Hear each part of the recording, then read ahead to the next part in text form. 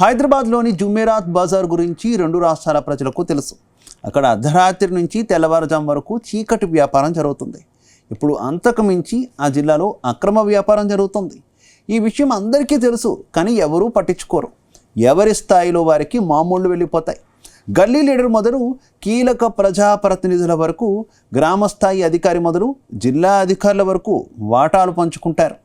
అవినీతిని దగ్గరుండి ప్రోత్సహిస్తారు. ఇంతకీ ఇదంతా ఎక్కడ జరుగుతోంది?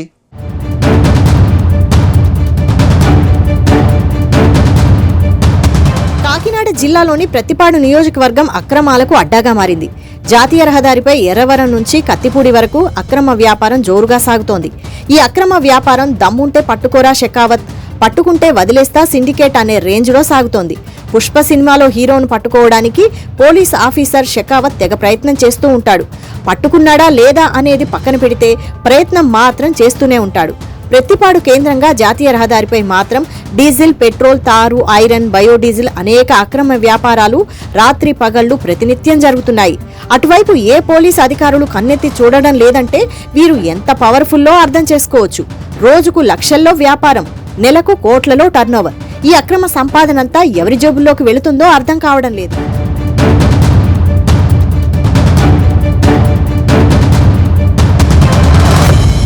నిజానికి ఏదైనా చిన్న వ్యాపారం చేసుకోవాలంటే ప్రభుత్వ అనుమతులు తీసుకోవాలి. ఆపై జీఎస్టీ చెల్లించాలి. ఆదాయం ఎక్కువ ఉంటే ఇన్కమ్ ట్యాక్స్ చెల్లించాలి. కానీ ఇక్కడ జరిగే ఇల్లీగల్ అక్రమ వ్యాపారాలు మాత్రం ఇవేమీ కట్టనవసరం లేదు. తారు వ్యాపారం చేసుకోవాలంటే నెలకు 1,50,000, డీజిల్, ఆయిల్, పెట్రోల్ అక్రమ వ్యాపారాలకు ఒక షాపుకు నెలకు 40,000, ఐరన్ వ్యాపారానికి నెలకు 1,50,000 చెల్లించాలి. ఇలా వీరు చేసే ప్రతి బిజినెస్ కు ఒక రేటును local political leader and gang నిర్ణయిస్తుంది. ఆ తర్వాత నెల నెల లీడర్ గ్యాంగ్ కు చెందిన ఒక మధ్యవర్తి అక్రమ వ్యాపారం చేసే వారి నుంచి వసూలు చేసుకుపోతారనే ఆరోపణలున్నాయి.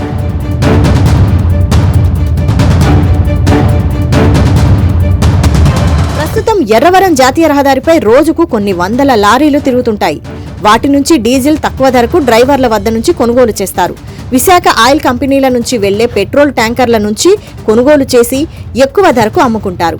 అలాగే తారు ట్యాంకర్ల నుంచి తక్కువ రేటుకు తారును కొనుగోలు చేసి ఇందులో తారు డబ్బాల మధ్యలో ఇసుక కలిపి మార్కెట్ ధరకు రోడ్డు కాంట్రాక్టర్లకు అమ్ముకొని సొమ్ము చేసుకుంటారు. ఇక వైజాగ్ స్టీల్ ప్లాంట్ నుంచి ఇనుమును రవాణా చేసే లారీలను ఆపి డ్రైవర్లను మభ్యపెట్టి ఆ లారీల నుంచి ఇనుమును తక్కువ ధరకు కొనుగోలు చేసి బయట అధిక రేట్లకు అమ్ముకుంటారని అంటున్నారు.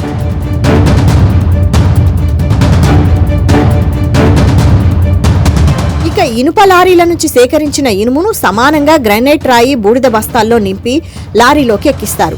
మాఫియా గ్యాంగ్ తక్కువ ధరకు కొనుగోలు చేసిన ఇనుమును లీగల్ గా ప్రభుత్వ అనుమతులు తీసుకొని వ్యాపారం చేస్తున్న ఐరన్ షాపులకు మార్కెట్ ధరకు అమ్ముకొని భారీ లాభాలను విక్రయిస్తారు.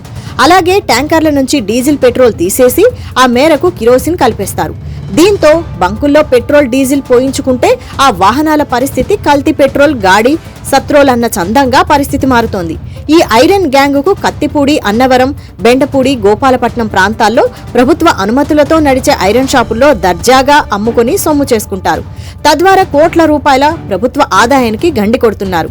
ఇంత జరుగుతున్నా పోలీస్, రెవెన్యూ, పౌర సరఫరాలు, టాస్క్ ఫోర్స్, విజిలెన్స్, ఎన్ఫోర్స్మెంట్ ఇలా ఏ శాఖ అధికారి కూడా అటువైపు కన్నెత్తి చూడడం లేదంటే ఎవరి కనుసన్నల్లో జరుగుతుందో తెలుస్తోంది.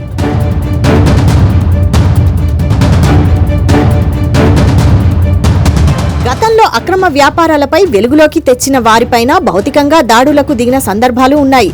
దాంతో అక్రమ వ్యాపారులకు అడ్డుకట్ట పడుతుందా అనే దానిపై క్లారిటీ రావడం లేదు. ప్రస్తుతం జిల్లా మంత్రిగా డిప్యూటీ సీఎం పవన్ కళ్యాణ్ ఉన్నారు. అటు ఒక పార్లమెంట్, 7 శాసనసభ నియోజకవర్గాల నుంచి కూటమి ఎమ్మెల్యేలే ఉన్నారు. అటు రాజ్యసభ సభ్యులు, ఒక ఎంపీ, ఎమ్మెల్సీలు ఉన్నారు. కలెక్టర్ నుంచి ఎస్పీ వరకు అధికారులు ఉన్నారు. అయినా వీరంతా ఎందుకు పట్టించుకోవడం లేదు?